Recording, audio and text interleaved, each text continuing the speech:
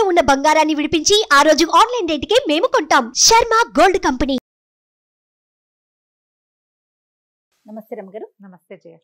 రమగారు, సంకటహర చతుర్థి దీని యొక్క విశిష్టత, ఆ రోజు అసలు మనము ఆచరించాల్సిన విధి విధానాలు, ప్రత్యేకమైన పూజలు అందరూ చేసుకోవచ్చా, ఏంటి రమగారు అసలు? ప్రతిసారి మాట్లాడదాం జయ. మనం ప్రతి సంవత్సరం వినాయక చవితి అప్పుడు ఇది చెప్తూ ఉంటాం.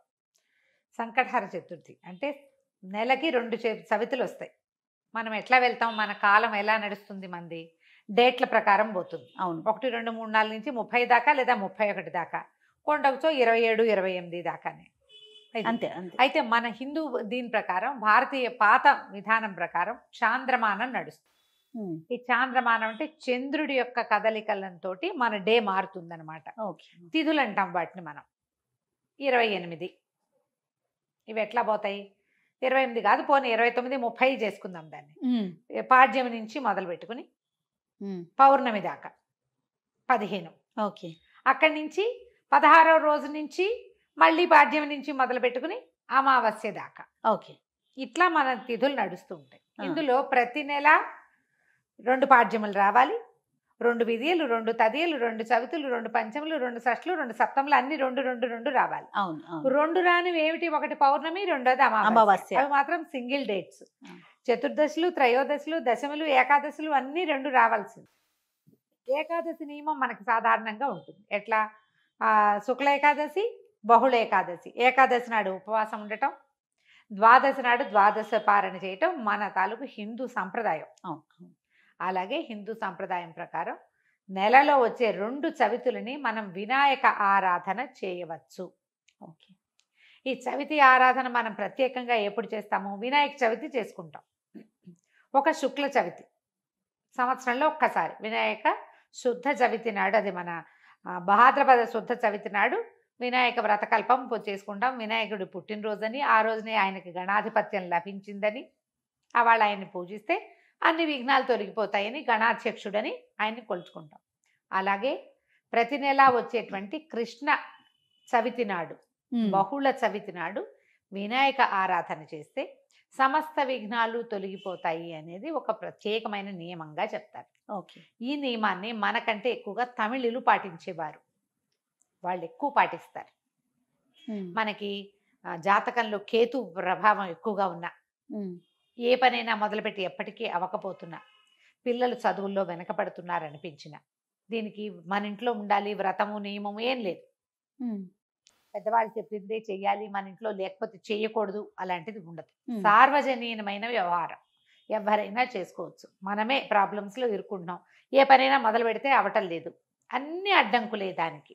ఓకే. వ్యాపారాలకి, చదువులకి, ఇంట్లో ఏదైనా వస్తువులు తరచుగా పాడైపోవటం, ఇది కూడా జ్ఞాపకం పెట్టుకోండి. మిక్సీ రిపేర్ చేయిస్తావు, వెట్ గ్రైండర్ పడుకుంటుంది. దానికి ఏదో చేయిస్తావు, వాషింగ్ మెషిన్ ప్రాబ్లం వస్తుంది, అది అయిపోయింది, సూయింగ్ మెషిన్ పడుకుంటుంది. ఇట్లా రిపేర్లు చేస్తూ ఉన్న వాళ్ళు ఉంటారు చూడు.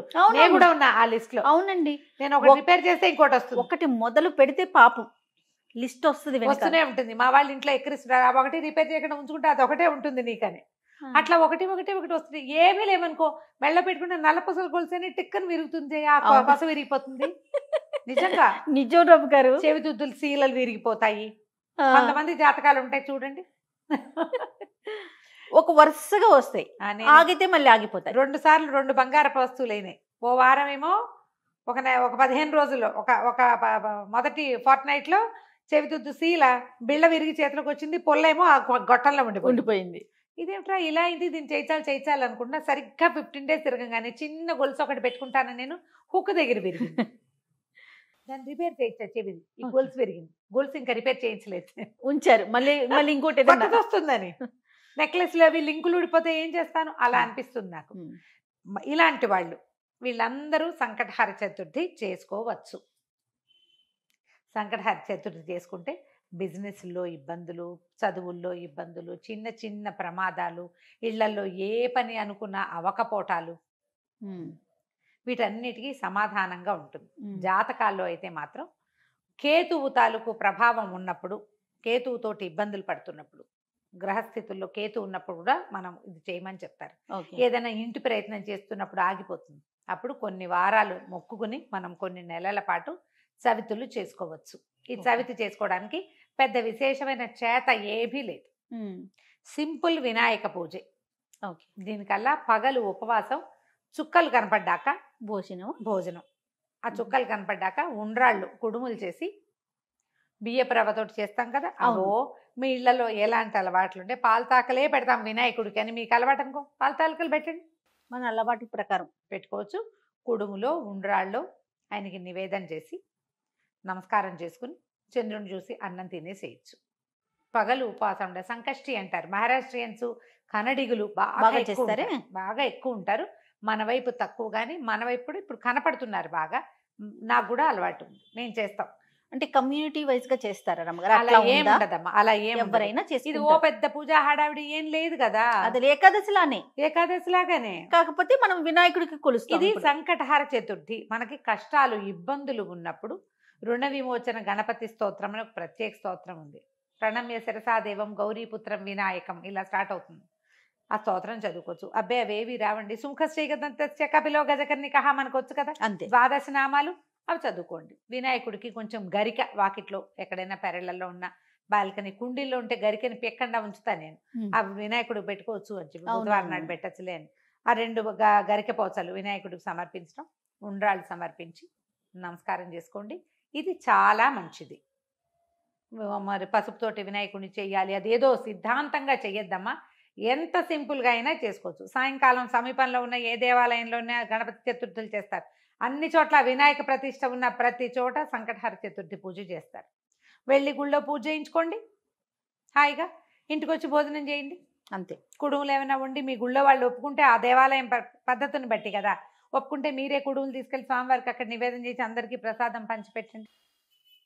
వినాయకుడికి వచ్చిన బెల్లం ముక్క నివేదన పెట్టడం ఒక అలవాటుగా చేసుకోండి. మనకి ఇలాంటి సమస్యలు ఉంటే కనుక తప్పకుండా కొంచెం బెల్లం నివేదన పెట్టడం, వినాయకుడి కోసం ఒక దీపారాధన చేయటం, దీపం పెట్టుకోవటం, దీపం పెట్టగానే వినాయకుడికి సంబంధించిన శ్లోకం చదువుకోవటం, ఓ బెల్లం ముక్క ఖచ్చితంగా నువ్వు పళ్ళు పెట్టు, పాలు పెట్టు, అవి ఏమైనా పెట్టుకో, వినాయకుడికి బెల్లం ముక్క పెట్టాలి. ఇలా నివేదన పెడితే మనకి చాలా సమస్యలు తీరుతాయి. ఇప్పుడు నవంబర్ 1 వచ్చినట్టుంది. అవునండి, అంతేనా? అవును. ఆ ప్రతి నెల చూసుకోండి, క్యాలెండర్లో ఉంటుంది. మీరు ఈజీ మెథడ్ ఏంటి, క్యాలెండర్లో నోట్ చేసి పెట్టుకోండి. ఇందులో మళ్ళీ ఒక స్పెషల్ ఉంది.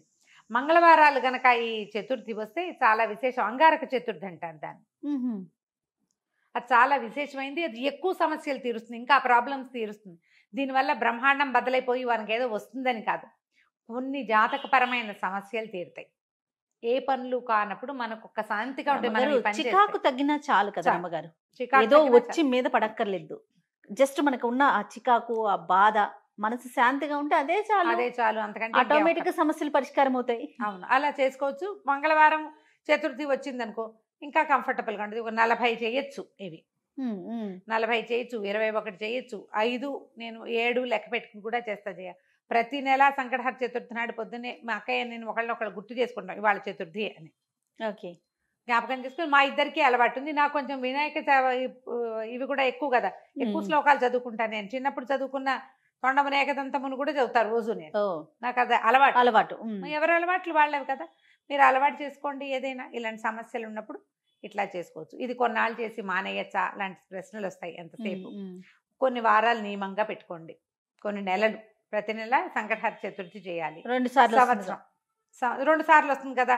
మీరు కృష్ణ చతుర్థి మామూలు చతుర్థి కూడా చేసుకోవచ్చు. లేదా నేను సంకష్టే చేస్తాను అంటే కనుక సంకష్టులు మాత్రమే చేసుకోవచ్చు, సంకటహర చతుర్థి మాత్రమే చేసుకోవచ్చు. ప్రతి నెల చేస్తే ఇప్పుడు సంవత్సరం చేద్దామని మొక్కున్నాం అనుకోండి, 12 అవుతాయి. ఒకవేళ మధ్యలో ఒక నెల పీరియడ్ వచ్చింది, ఆడవాళ్ళకి సమస్యలు వస్తాయి, ఇంకోసారి మళ్ళీ మొదలు పెట్టక్కర్లేదమ్మా, కంటిన్యూ చేసుకోవచ్చు. దీనికి మీరు ఈజీ మెథడ్ ఏంటంటే, ఇప్పుడు స్మార్ట్ ఫోన్లు వచ్చినాయి కాబట్టి స్మార్ట్ ఫోన్లో చూసుకుని పెట్టుకోండి డేట్లు. నేనైతే క్యాలెండర్లో రౌండ్ ఆఫ్ చేసి పెట్టుకుంటా ఇవాళ చతుర్థి అని. వాళ్ళు కూడా ఎర్ర వినాయకుడు బొమ్మ వేస్తుంటారు, అక్కడ వినాయకుడు బొమ్మ కనపడుతుంది, టీటీడీ వాళ్ళ దాంట్లో కనిపిస్తూ ఉంటుంది. సో గుర్తుపెట్టుకుని ఆ రోజున మీరు చేయవలసింది ఏంటి, వినాయకుడికి సంబంధించిన స్తోత్రం చదువుకోవటం, 2 గరిక పోచలు తెచ్చి వినాయకుడికి సమర్పించడం, కొంచెం కుడుములో ఏవైనా నివేదన చేయటం, పగలు ఉపవసించి చంద్రుడు కనపడ్డాక దండం పెట్టుకుని భోజనం చేయటం చేసి చూడండి. మీకు చాలా ఇబ్బందులు తొలుగుతాయి. పెద్ద విశేషంగా ఏదో మాత్రం కాదు, మంచిది. మీకు ప్రధానమైనది ఏంటంటే ఇబ్బందులు తొలుగుతున్నట్టు కనపడుతుంది కానీ. అది రైట్ అమ్మగారు. నమస్తే. నమస్తే జీ. సుమన్ టీవీలో మీ పర్సనల్ అండ్ బిజినెస్ ప్రమోషన్స్ కోసం కింది నెంబర్కి కాంటాక్ట్ చేయండి.